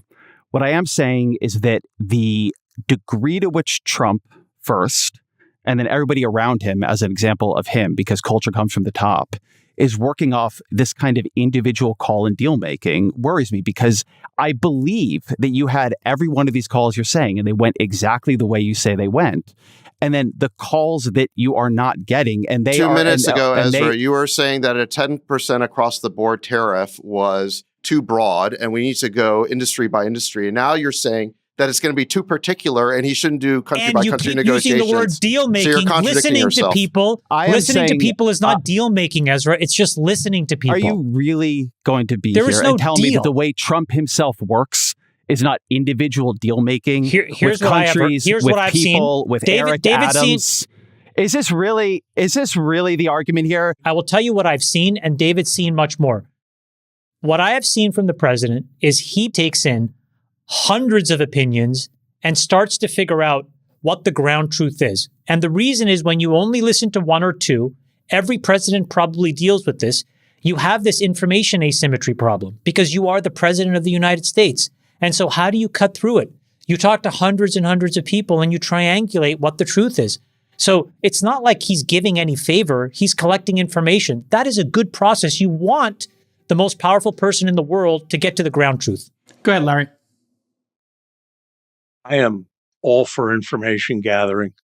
I agree that the Biden administration did not do as good a job as it could have of maintaining relations with the business community. I agree that it's a good idea for there to be quite extensive connection. I am also appalled by the half dozen phone calls I have gotten from prominent people in business who have said, I'm used to being shaken down when I try to do business in some parts of the world. It's a new experience to be shaken down by representatives of the President of the United States. What's the shakedown? And when you have close connections, you help us, you contribute this way, you that do this. That makes no sense at all. Makes no sense, What Larry. the president has been trying to do is encourage domestic investment. Larry. Maybe it is an erroneous perception to which I have been exposed repeatedly. But it Total is nonsense. But it is a pervasive total nonsense. You guys are very confident that your anecdotes are true and everybody else's aren't. It is a perception that is shared by almost everyone who has experience in the conflict of interest area, who has looked at the situation of Trump administration officials and those working as special government employees in the Trump administration. What are you saying? Because I just went through that whole process, Larry. What does that mean? It may all be false, but I can speak to this because I just went through this process. It took forever. It took like months. Okay. I went through the same process everyone else goes through. The OGE career staff have to go through all of your disclosures and they figure out what the conflicts are, and then you have to divest them. Okay. It's the same process everyone goes through. So you're all over the place making all sorts of accusations here. So if you have some proof or you want to accuse someone, then why don't you just do it? But otherwise, what you're saying is just not true. It's not backed up by anything. Great. They shook down Eric Adams. That's a direct accusation that happened in public. They shook down Eric Adams because they could put him in his pocket. I don't know anything about that. That's a big deal, y'all. Like, that is the way they are doing business here. You guys are all over the map making wild accusations. First, it was there have been a variety of OGE resignations because of their discomfort with being overruled by your colleagues in the Trump administration. So the suggestion that you have been held to the same ethical standards that I was held and that other members of previous administrations, including the Bush administration, were held, unfortunately, is not right. No, that's false. All right. Well, there's two issues here. You may not be familiar with my situation, but I had to divest. Hold on. I had to divest a lot, as I talked about on the show. Yes, in any event, you guys are all over the map making wild accusations. 2 seconds ago, the shakedown was at the level of companies. Then all of a sudden, it was OGE and ethics. Then it was something about Eric Adams. Integrated you guys way are of just doing making business. shit up. Nobody's making. I like that you're like, who's Eric Adams? We're not making. No, I know who Eric Adams is. I supported him on this show. It's a I know who he is. straightforward way that Trump does business at every level at which he operates, and so it is happening at Can every I give you level my of his personal administration. Ezra? I know you don't want to hear it, but I don't. It's not that I don't want to hear it. You know how it started? I don't want to hear it. You know how this started is because Ezra quoted. Hold on a second, Ezra. You misquoted something Chamath said on another podcast, where all he said was that I can get my phone calls returned by this White House, where I couldn't with Obama or Biden, even though I was a big donor. Hold on, and you guys have somehow morphed that into some sort of like broad-ranging accusations of corruption or something like that. I think when I'm you have being no very evidence, no clear proof about what the accusation of the way Donald Trump works is. Ezra, your accusation of me tried to infer some form of corruption or some form of deal making. None of that happened. Again, I'll tell you, I connected the White House so they could hear on the ground what's happening from a company who was very negatively impacted by the tariffs, so that they had the complexion of that feedback as well. Okay. Do you deny the possibility that your experience with the Trump administration might be different than people who they feel are less allied to them than you are? Ezra, I'm willing It's a straightforward question. Are you sure that you're a good sample? I don't even know what we're talking about anymore. All I think what we're talking about right now is that people who donate to politicians have unique access to politicians. I think we can all agree that's not true. The case. Okay, just to be very clear, I have given way more to the Democrats. Yes. Than I've given to Donald Trump. And you were disappointed about that. I didn't say anything about your donations. I said about where you're allied now. And by the way, like what's crazy is I was the same intellectual person I was under Biden that I am under Trump. It's just that it seems like the Trump administration is like, well, this is a smart guy with some opinions. Let me listen. Biden, and by the way, and Larry, you know this. These are some very close friends of ours that we share mutually that would not even return my calls. So it is a little personal for me as well, Ezra, just to be honest with you. I'm not going to go there, but the point is, that's fair. I have never seen a single iota of any form of anything other than just gathering information from the Trump. They've never asked me for anything. They've never tried to direct me to do anything. They just want to know what's going on. When you ask them, hey, can you talk to such and such a person? I can assure you that your experience is not the experience of quite a number of the nation's major law firms. It is not the experience of quite a number of the nation's business leaders. It is not the experience of quite a number of the nation's universities. That I am neither the first nor the 100th person referencing efforts at extortion to use the movie The Godfather as a metaphor for aspects of the way in which our country is being governed. What a surprise. Democratic universities and Democratic law firms are making accusations. All right, let's move on. We think we've beat the tariff issue, and I think we can all agree that if you donate money, you might have better access to politicians. I want to talk about the future Especially, Jason, if you give 10% to the big guy, then you really get access. Listen, we could do these allegations all day long. If there's a long list of people who've made donations, and there's a long list of favorable things that have happened to them across all administrations. And we can debate cause and correlation all day long here. But I wanted to talk about the future of the Democratic Party while we're here. Ezra, you have been on a tour talking about exactly how incompetent, how terrible of a campaign they ran. What is the future? And I'll let Larry get his 2 cents in here as well. Is there any saving this party? And if so, what would it look like? Well, there's the problem of the party and the campaign. Let me bracket that, because my book Abundance is more about how Democrats govern at both the state and local and federal level, and some of the pathologies of governance there. They make it hard for liberals to achieve their goals. There are versions of this on the right, but I'm not really writing about that in this. So my book Abundance, Derek Thompson, is about the tendency Democrats have to subsidize things where they are choking off the supply of the thing they want people to have more of. So think about housing in California. You get rental vouchers from the federal government, but we make it incredibly hard to build homes. Clean energy, which a lot of the Biden administration's policies were about putting huge subsidies behind the building of more clean energy, but they didn't really do anything to make the permitting, the siting, the state capacity to do all of that capable of building that amount of clean energy at the pace they foresaw us building it, right? That they wanted us to build it. And behind this, and I can sort of go into a lot of detail here, but is a diminishment of state capacity that comes from wrapping the state itself in red tape and regulation. I think we think and have an intuitive way of thinking about the idea of deregulation on the private sector, right? When the government is imposing regulations on private companies and it's making it hard for those companies to act, to do business, et cetera. But this happens first and foremost on the government itself. One of my favorite examples I've been using lately, there's a new RAND report that looks at how much it costs to construct a square foot of housing in California, in Texas, and Colorado. And it does it on two kinds of housing, market rate, and it does it on affordable housing subsidized by the public sector. And the cost of creating housing in California, market rate, is 2x in California what it is in Texas. But when you get into that publicly subsidized housing, where you have all these new standards and rules and regulations being triggered by the addition of public money, it goes up to about 4.4x.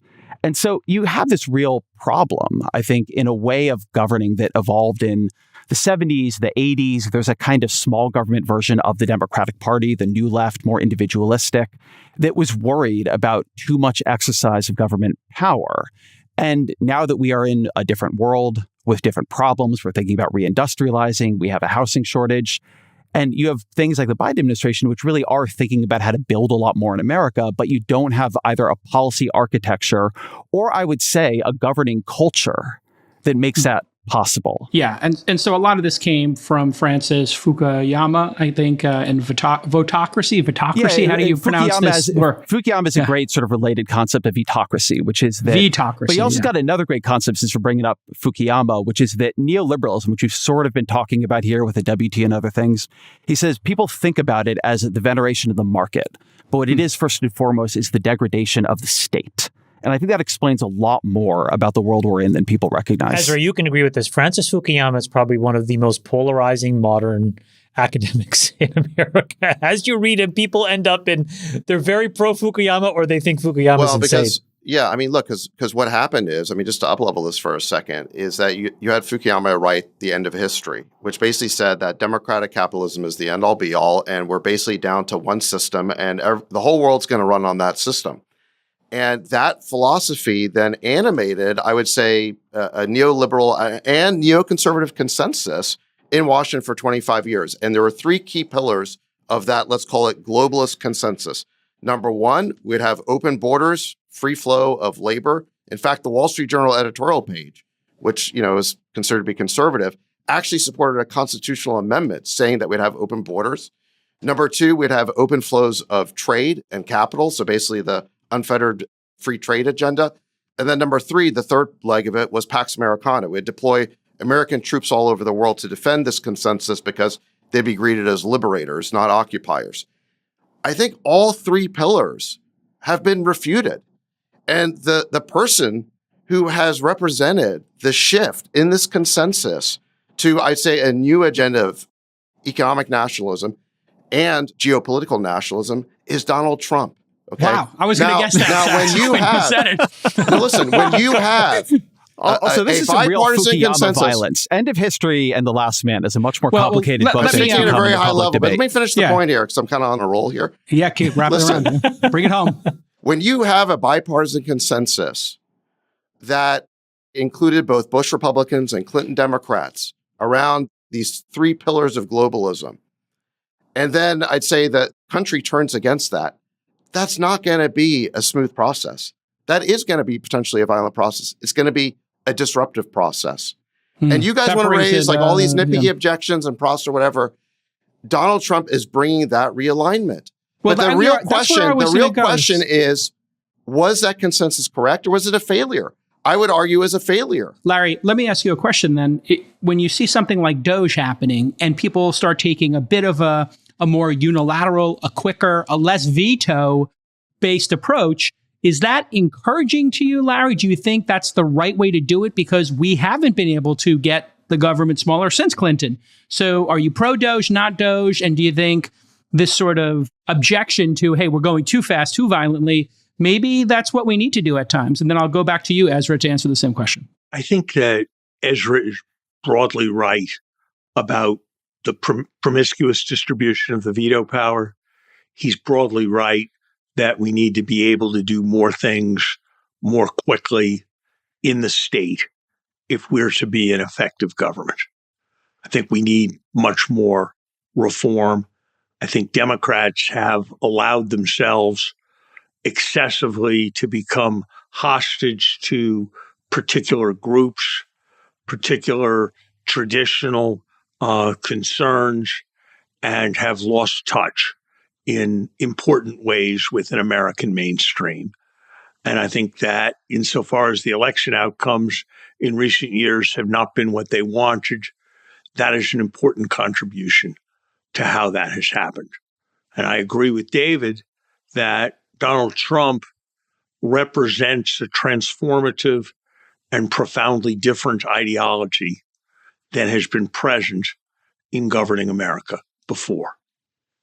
I do believe that it is fundamentally not new under the sun, just new in America, that it is the Juan Perón approach, which is very familiar to students of Latin American history in particular, and that the general experience of that approach is that its leaders, particularly when they have galvanizing personalities, can be very popular for a substantial period of time, but that they are very rarely remembered well by historians of their countries.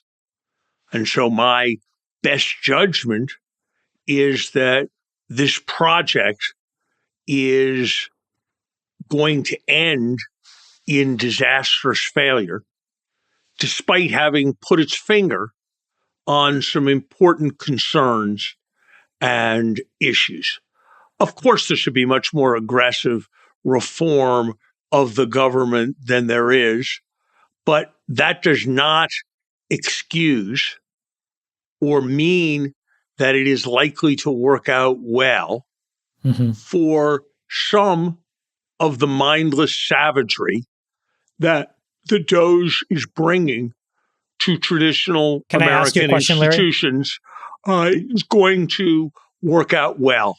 And to take just one example, my belief is that the revenue loss from the Doge's destruction of significant part of the functioning of our nation's tax collection system is likely to exceed, in terms of contributing more to the deficit than any savings. Can you describe? Wait. What do you mean by? What do you mean by that? What is they've destruction? identified the right thing, but they're executing on it too much? Go ahead, Jamal. No. I have two questions, Larry. Just tactically, what do you mean by the destruction of the revenue collecting mechanism? That's question number one, which was just. I just want to understand what you meant. IRS, but second question, which is more broadly, if you were president for a day, just give us the Larry Summers plan. Like, what is the counterfactual to what's happening now? You can include tariffs, you can include Doge. I just want to understand how you would frame the solution to what ails us. So maybe tactically just talk about the collections part because you referenced it, and then just more strategically what the Larry Summers 2.0 plan is. We are firing en masse people whose job it is to audit people like you. And the result of that is that we are losing revenue directly. We are losing revenue further because people once audited go straight in subsequent years. And we are losing revenue because more and more people are playing the audit lottery, engaging in problematic practices in the expectation Can I burst your bubble on this? That they will not that they will not be caught. Let me tell you my experience. I get audited every year automatically. And the reason you get audited every single year is typically the way that you acquire your wealth creates complexity. 700, 800, 900 page tax filings. Now, you don't do that yourself. What happens is you typically pay a large Big Four accounting firm millions of dollars to do it. Deloitte, PwC, Anderson, etc. Every year that I've been audited, the biggest delta has been about $1,000. In this case, I actually was owed $1,000 by the U.S. government last year, which was what'd you spend it on? Incredible. I'll spend it everywhere. So, yeah. Larry, just so you know, I'm well aware of everything you just said, and I have no doubt about your personal integrity. It's not the honeypot you think it is. Less than a quarter of people with incomes over $10 million are audited. So it's just not true. Let me ask that you a question, Ezra. It's not true that everybody is audited. I get the sense, Larry, you like Doge, but you don't like the execution. Got it. Ezra, you talk about your book. We got to move faster. We got to do things faster. We got to take more risk. So are you pro-Doge or not? And if you look at if you look at this administration, I'm going to call it Trump 2.0 for clarity, these are, I would say, 2 out of 3 people around Trump, whether it's Chamath, Joe Rogan, Bessent, Howard, even Trump himself, are Clinton Democrats. I thought you were going to say Jason. Clinton. You were going to say yourself. I don't matter. Ezra, are you happy about Doge? Your book seems to be a plan to do Doge-like things. I think building state capacity is 2 dimensions. One is what the state can do, and the second is the rules under which it does it. Doge seems to me to be fundamentally destructive of state capacity. First, and this goes again to my endless frustration that I feel like goals are not clearly laid out in the Trump administration. What are the measures we are looking at and how will they achieve them? Is it just trying to cut spending? Save $1 trillion. They've been very clear. But that's not efficiency, right? I could save $1 trillion. That's not? No. I could save $1 trillion in ways that will make let's put it this way. What Larry was just saying, right? If you cut everybody at the IRS, right? Just cut every single one of them. On the Doge measure of how much did you save in headcount, that will look like it counted up towards your save $1 trillion goal. But in terms of what Larry is saying, which is the long-term efficiency of U.S. tax collections, you would have just made the IRS much, much, much less efficient. Yeah, no, we get that. But they've also cut all these bogus software and consulting nonsense and all the grift and the crime. There is some stuff I am not going to tell you that there are 0 Doge cuts that made sense. But I am going to say that what I see them doing overall is highly destructive of state capacity, or similarly, a lot of things happening around USAID and, say, PEPFAR funding. Is PEPFAR efficient? I mean, yes, you save money by not giving HIV retrovirals to children in Africa, but I think it is good that you do that, right? So that's not the kind of efficiency I'm looking for. I am interested in state capacity that is connected to achieving specific goals. I've talked to a bunch of the people around Doge. And again, here you get a lot of different ideas of what the goals are. Some people say, well, what we're trying to do is save money. But if what you wanted to do is save money, you could say, go to Congress and do a very big bill. There was a lot of interest in Congress, people like Ro Khanna, who wanted to work with DOJ to identify big spending cuts that both sides could agree on, defense being a big piece of this, and then they decided not to do it. So DOJ, to me, it would be great if somebody tried it, but I see this as much more of a destruction of state capacity and a hack and slash operation. Larry Summers, we're going to thank you for coming. I know you've got to drop off right now. Thank you. Wait, what about his Larry Summers 2.0? Thank you for the opportunity to be would with you like to do your Larry please. Summers? Yes. Yeah, before you leave. I want to know what the counterfactual is. Yeah. What's your plan, Larry? Counterfactual is focus on necessary strategic investments in infrastructure, in making America the leading country unambiguously in the world in technology, particularly disseminating in large scale artificial intelligence for collective benefit, building a larger network of alliances so that we are in a position to counter China, both with hard power in the form of increased military expenditures and with moral strength and the world as a whole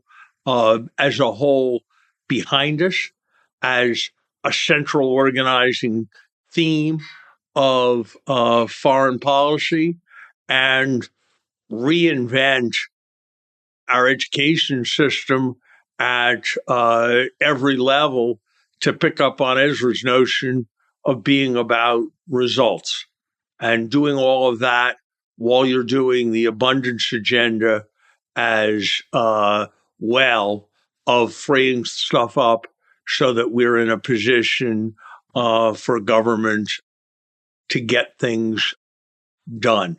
All I right. believe the country is best governed from the center, not best governed from a radical fringe. And I believe moving to a transactional model of leadership is the approach of Latin American strongmen, and history does not find it to be a successful model. And so I would venerate rather than denigrate the rule of law as part of governing the country. All right, there you have it, folks. Larry Summers, appreciate you coming on the pod. Thank you, Larry. You. Spicy episode here. Sachs, you wanted a chance to respond on the Doge issue as we wrap. Wow. Well, yeah, a pretty productive episode. Yeah, let me partially agree with Ezra here. I mean, I think that he's trying to introduce this idea of an abundance agenda to the Democrat Party. I think that's a good thing. You know, I know you've talked about permitting reform and not tying up projects in so many hoops and so much environmental regulation and, you know, even DEI and all this kind of stuff. So I think that is all well and good. I mean, we should do those things. The thing that I take issue with is that you're on the one hand saying that there's way too much process around just getting things done, right? When you're talking about public works. But the objection you're making to Elon is that he's not following enough process. You know, it's not enough niceties. Larry called it mindless savagery. This is the problem, is how do you expect anything to ever get done? The reason why your public works projects don't happen is because there's too many special interests who get organized and they stop it, okay? What Elon is trying to do, we have a $2 trillion annual deficit. He's trying to figure out how to cut it. Every single program that gets cut, the interests who receive that money, and we found out that it's hopelessly corrupt. You know, Stacey Abrams gets $2 billion for her nonprofit, and you have all these NGOs who are basically cashing in. They're all going to do everything in their power to stop those cuts from happening. And they're the ones who are ginning up this hysteria, you know, burning down car dealerships and so forth and so on. So this is the problem that I see, is that you don't really have a kind word to say for the people who are actually getting things done, who actually are reforming things. Elon is one who's actually making the difference that you should want. Can you find any good in this? I mean, you sound like you're cherry picking. When I brought it up and I questioned you, like, do you support Doge? Your first thing is to say, like, well, here's my favorite pet projects. I want to keep those. Yes, but yes, right? Like, this is, I think, really important. And weirdly, it's the through line of almost everything I've said on the show today. Knowing what you are trying to achieve is the first part of achieving it. So if Doge is cutting things that I think do good in the world, I'm not going to say, hey, look, they're making the government more efficient. We no longer have a strong foreign aid program or whatever it might be. They've destroyed the Department of Education without knowing what they're cutting there. I don't think Doge is doing a good job because I don't think they have, in a thoughtful way, connected means and ends. And weirdly, my critique often of Democrats is also that they have not been outcomes focused. They've been process focused. So David's point here is actually not been the critique I've made here. I would make procedural criticisms of Doge, but there's a world in which my take on Doge is, look, I agree with what they are trying to do, but I wish they would follow the law. But that's not my take on Doge. If you had to pick Kamala Harris continuing the spending that was going on, or Elon and Doge cutting, which would you choose? I would absolutely prefer the Kamala Harris administration to the Trump administration. Would I like to see Democrats be significantly more reformist? Yes, I've written a book about it. And I'm trying to persuade them of this argument. But your book is about getting rid of this red tape, and you just said you want to keep the people who put us $8 trillion. Hold on, you say you want change.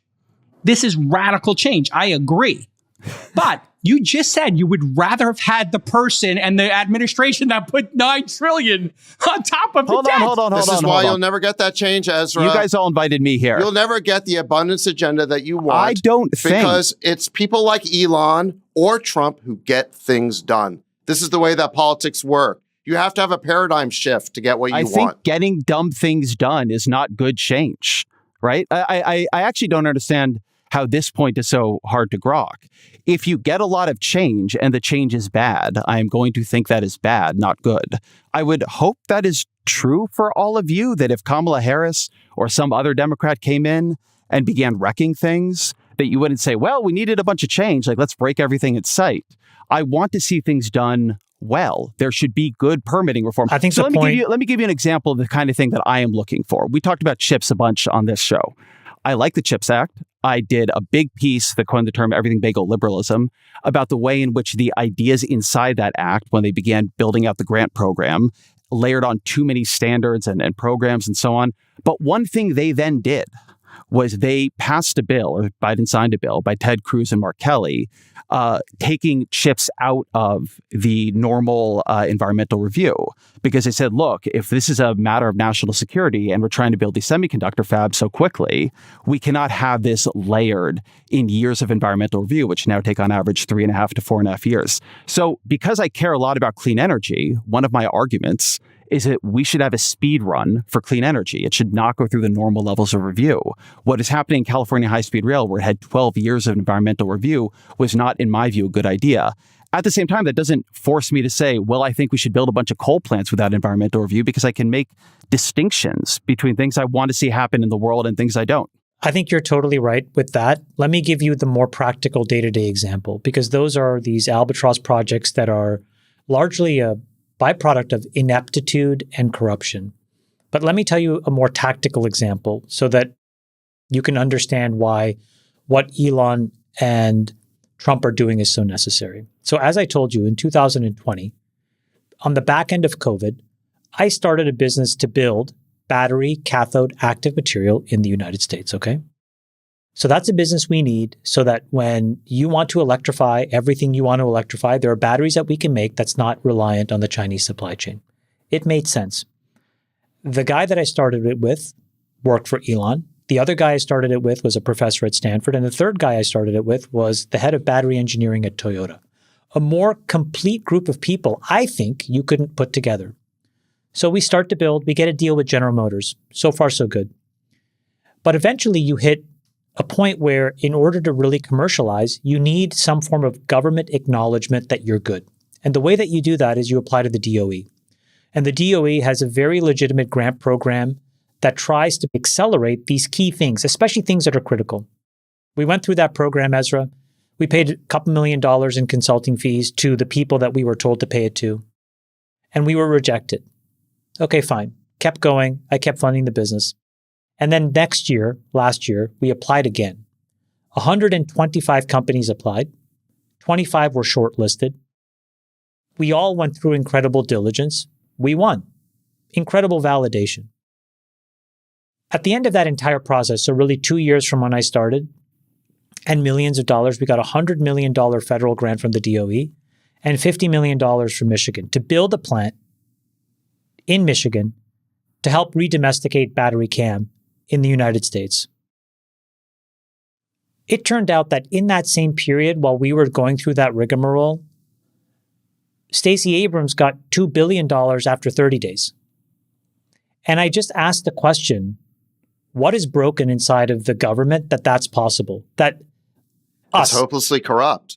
That's exactly right. It's a company of 50 people, where none of this money goes into our pockets. We take that money and we then have to raise more money. I have to put in more money. We try to hire people. We try to build a battery factory that can basically give us resilience against the Chinese, which I think is great. They're an incredibly strong and viable competitor. In 30 days, she got 20 times more than we did. How do you explain it? So here's what I'll say on the two things. And how do you fix it? I have not myself looked deeply into the Stacey Abrams story, but I'm very skeptical of the accounts I keep hearing about it. I suspect that if she had made $2 billion in 30 days, she wouldn't be now hosting a podcast on crooked media. She'd be on an island somewhere. So I can't comment on that piece of it. It's called crooked media? The Pod Save America thing. It's a joke from Donald Trump, actually. It's very apt. I don't know. The broader thing here, though, right, which is frankly, what I worry about is that what you had in that DOE process was fairly quick for the government. One of the things that I am targeting in the book is a way that even when members of the administration, when governors want things to happen, they are not willing to upend the process to pass the new bills, to reconstruct the architecture of the federal or the state government to get it to happen. Jerry Brown and Gavin Newsom wanted high-speed rail to happen. Can't you acknowledge it's insane that somebody can get $2 billion after 30 days? I am not going to acknowledge a story I have not looked into myself because I'm not sure I trust the account of it. Elon and I don't think it's crazy. Here, I don't think it's crazy to get the money after 30 days, but it depends on whether or not the process was good. Hold on, I want to stop before you guys move around to a bunch of random. I want to stay on abundance for a second. The thing that I want to stay on with abundance for a minute here is that the thing that I think would be useful to do is actually build legislation to make these processes work more quickly with more discretion from decision makers and then oversight after the fact, rather than heavy process before the fact. I was talking to somebody highly involved in the rural broadband programs under Biden, and one of the things they were saying to me was that there is this entire edifice, as he put it, of policy that is here to make sure I do nothing wrong. What would be better, and I think this is right, is to allow me to act more and then look afterwards to see if I did something wrong and then hold me accountable for it. I think too much of our regulation is precautionary as opposed to being able to let people move quickly and make decisions in the real world and then go back and see how they worked out.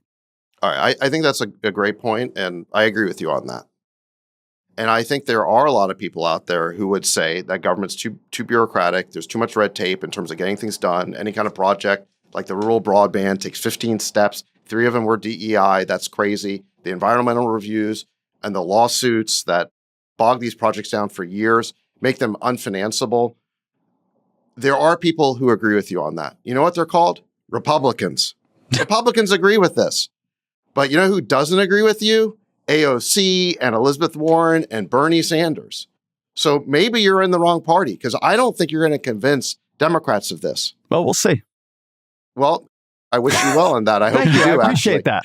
Yeah, no, I do. I think if you can convince Democrats of this, I think it'd be a great thing. But look, this is my issue with some of what you and Larry are saying is that you want Elon and Trump to abide by all of these procedural niceties. You want them to play by Marquise of Queenberry rules. You keep saying this is my view, but it's not my view. You know who get things done?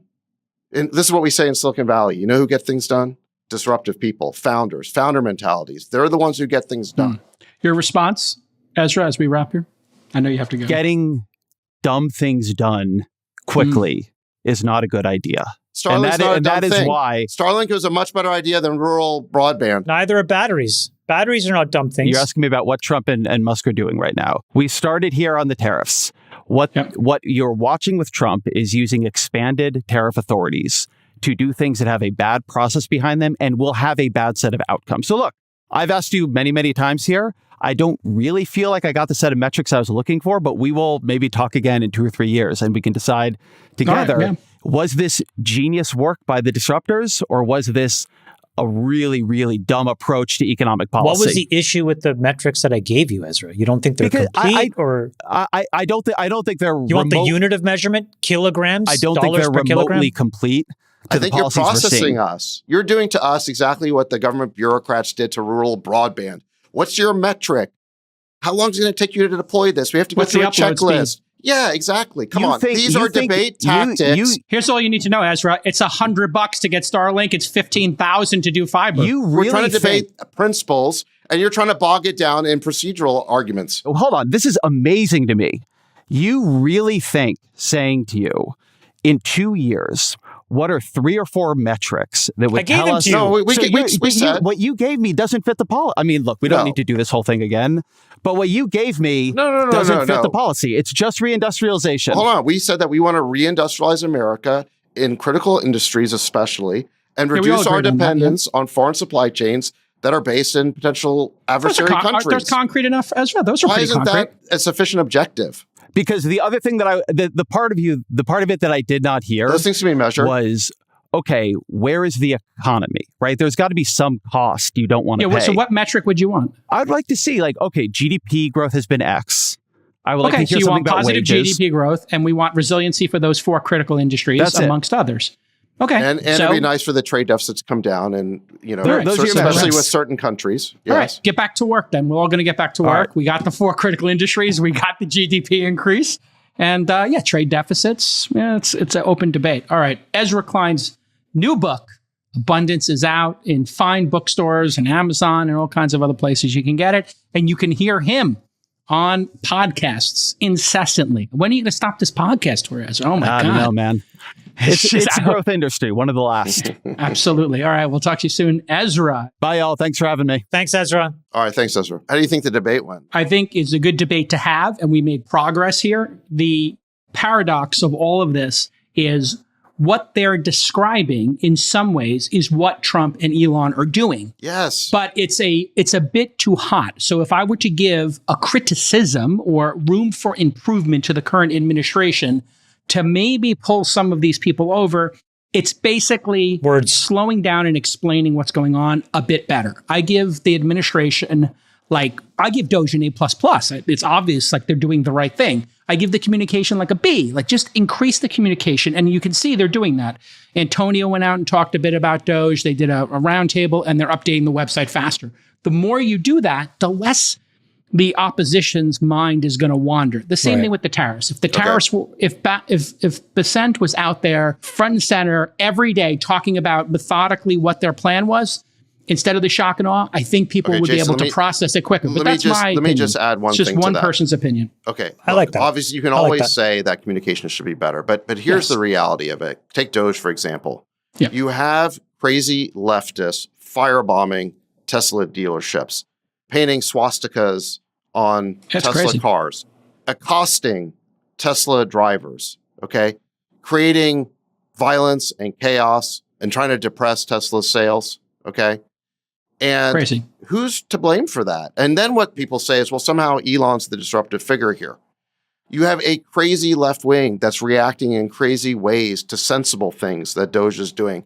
And then what people do is they reinterpolate this chaos that's being created by the left. They somehow put the blame for that on Elon. I think your explanation there is even more reason to be proactively communicating decisions. So, and that doesn't forgive anybody drawing SWAT stickers on Teslas. Obviously, they should go to jail. And if anybody's coordinating it, that should be like a RICO case. My point is, we should find out who it is. Just if we're going to bring these two parties together, which I think we came close to here of finding some common ground. I think, Chamath, you outlining your 4 bullets. And then at the end, Ezra saying, well, what's the impact on GDP? And then you adding to that, Sachs, well, what's the input on the trade difference? For the first time, these two sides, I think we outlined what should happen. What should the measure be in 2 years? Have we onshored those important industries? Is GDP robust? And is the trade deficit more balanced? This is the same debate we always had over immigration. Let's pick a number and work towards a number, right? And that's where the debate in our country breaks down, in my mind, is that we don't pick numbers. We can agree that we need a ton of innovation. Segue, Jason, go. Hey, Chamath, I saw that you were at the Breakthrough Prize ceremony over the weekend. Sorry I couldn't make it, Yuri. I had family stuff, but Freeberg was there as well. And as everybody knows, this is the Breakthrough Prize. It's like kind of the Oscars for science. They had hundreds of guests there, and about a third of them were scientists. A third were tech founders, and you had a bunch of Hollywood folks there, hosted by James Corden. And you had Jeff Bezos, Yuri Milner, as I mentioned, Zuck, Vin Diesel, Sergey, and Gwyneth, and Mr. Beast. Lots of excitement there. And I know, David, you were at a secret conference that also I was almost invited to, that you met Gwyneth Paltrow, friend of the pod. Jason, Nick, you can show some photos here. Oh, we do have photos. Okay. I know if we're allowed to show them. My wife sent me a letter to read on the air. So let me just open this up here. Is it an open letter? It's an open letter. Who's the letter to? Oh, Mr. my Beast? God. Okay. Dear Gwyneth Paltrow. Oh, jeez. It's a love letter to Gwyneth? Okay, I'm just going to read this here. Oh. Last night, when I met you, I learned in that moment that pheromones are not a myth. They are real and apparently trademarked by you. You have the kind of femininity that could destabilize the stock market.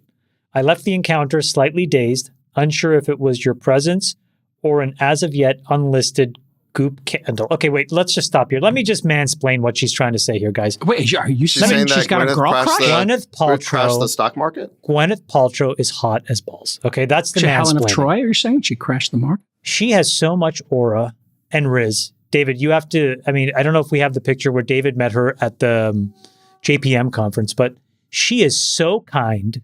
She's got high EQ. I got to say, so cool. I have to say, like, I've met a lot of stars. That's like a star. That's a star where you're just like, holy shit. You're just kind of like a little bit in awe. Mm.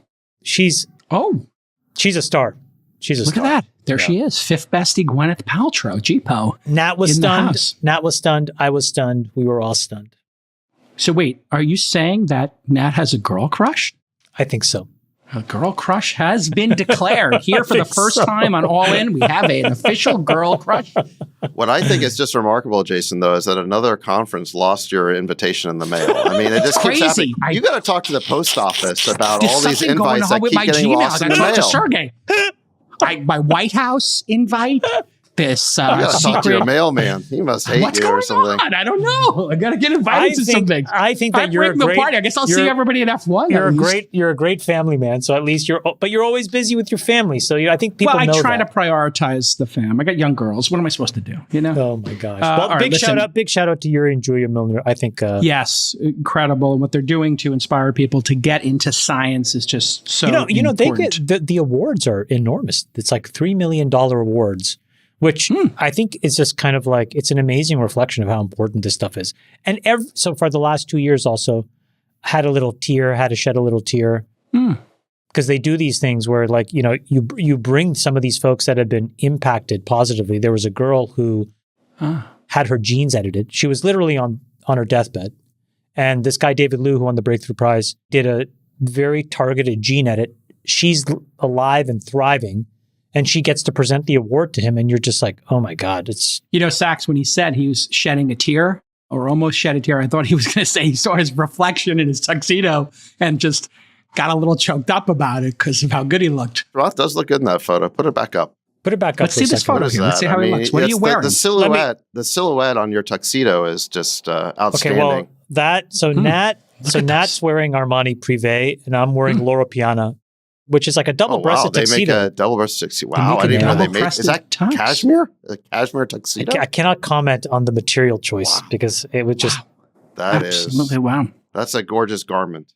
Well, actually, Friedberg was going to be on the program today, but then he found out how many endangered species were murdered. Did you see the...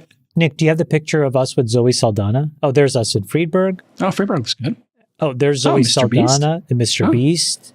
And her husband. Who's the guy with the man bun? Marco Perigo. Great guy. This is Zoe Saldana's husband. A cooler, funnier, fun dude. You're not going to... That guy should be at every party.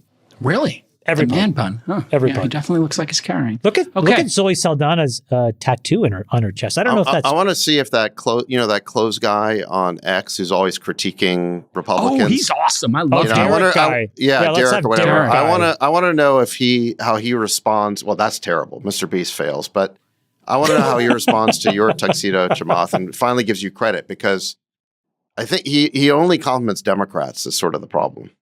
Oh, is he really not? Yeah. He's always picking on Republicans. Jimmy looking. Did you guys see the picture of Julia's dress? I just want to say one thing about Julia's dress. Did you see Julia's dress? I haven't. Let's take a look here. This is an insane story. So this is Julia Milner. So the cool thing about this, guys, is this is a very incredible and famous painting by Raphael called The School of Athens. Yes. This is like a visual manifesto of human knowledge. And so there's all these very important people, Aristotle, Plato, Socrates, Pythagoras, etc. Anyways, she got the license, I think, from like the Vatican. And then she worked with Dolce & Gabbana to make it into a dress for the occasion, just to celebrate learning. But there she is with our boy, Jimmy Donaldson. So anyways, it was a great event. Thank you, Yuri and Julia, for including us. All right, guys, I got to wrap. All right, David, I miss you. Thanks for the invite. All right, bye, son. I will hand deliver Jason's invitation. For 2026. I'm pretty sure it got lost. I mean, I have a phone number. You could text me the invite. You could send me a calendar. I have a GCal. I've got a Google Calendar. You could invite me. I'm a good hang. Oh my God. I don't know what. It's so funny that event that Sachs was at, one of our mutuals was like, hey guys, this incredible event's going on. This famous person's hosting it. These celebrities are coming. JCal, Freeberg, everybody, you're all invited. And then like 2 weeks before the event, I was like, are we going to this thing? Because I'm just like my calendar and everything. They're like, yeah. Yeah, the event's happening. And I'm like, for you, Jason. Did you send the event? And they're like, I'm not sure. You're my ride or die. You're my ride or die. You texted me the invite, but you didn't email it? Okay, sure. I will never go to an event that rejects you, ever. Like a ride or die, baby. For our chairman dictator, another exceptional episode of the All-In Podcast. We'll see you all next week. Bye-bye. Bye-bye. We'll let your winners ride. Rain Man David Sack. And instead, we open source it to the fans, and they've just gone crazy with it. Love you, West. The Queen of Quinoa.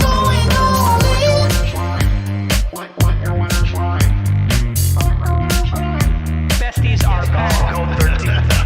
That's my dog taking a notice in your driveway.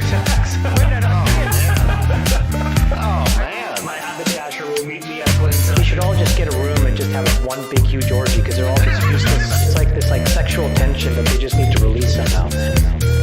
Wet your beak. Wet your beak.